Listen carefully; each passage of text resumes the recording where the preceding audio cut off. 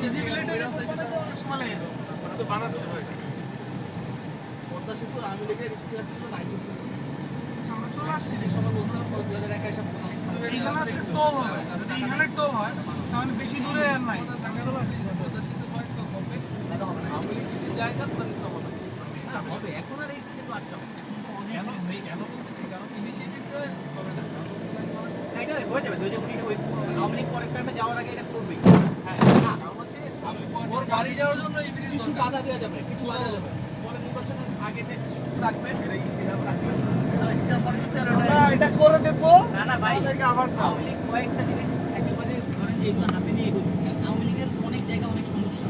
ছোটখাটো ব্যাপারে তারা চোখ দিতেছে সিভিল মানে সিভিল যে অ্যাডমিনিস্ট্রেশন সেগুলো নষ্ট হয়ে গেছে কিন্তু আওয়ামী লীগ দেখাইতেছে এই মেট্রো রেল এইটা মানে বড় বড় ওই পাশে চিটাগাং হ্যাঁ যুদ্ধপরাধী চিটাগাংয়ের ওই যে 8 লেনের ওইটা তবে ডিজিটাল অনেক কিছু হয়েছে এটা হয়েছে অনেক জায়গায় হয়েছে এটা ভালো হয়েছে দেখতে পাই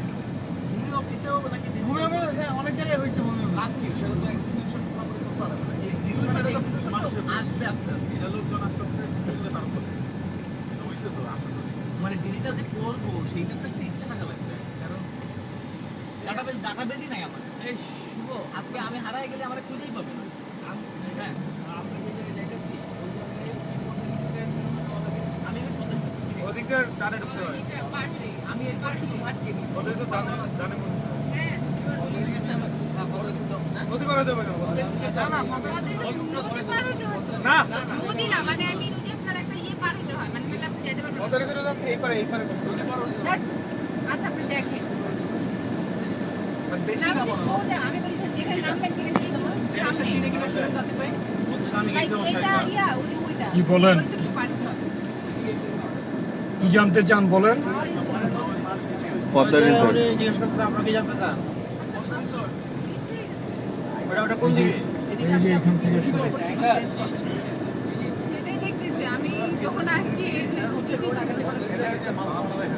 স্টিলের দিকে না ভাইয়া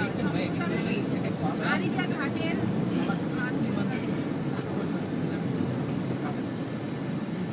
আচ্ছা বলেন এই যে মাও চলে আসছে এটা হচ্ছে Abdul Monir joint Bashundhara city Bashundhara city না বসুন্ধরা পদ্মা রিসোর্ট জানেন না ঘাটে জন্য এই সাইডে মানে এটা তো মাওয়া রিসোর্ট এই সাইডে না মাওয়া রিসোর্ট না বাড়ি মাওয়া চেঞ্জ করছে কিন্তু হ্যাঁ বলেন কোথায় যাবেন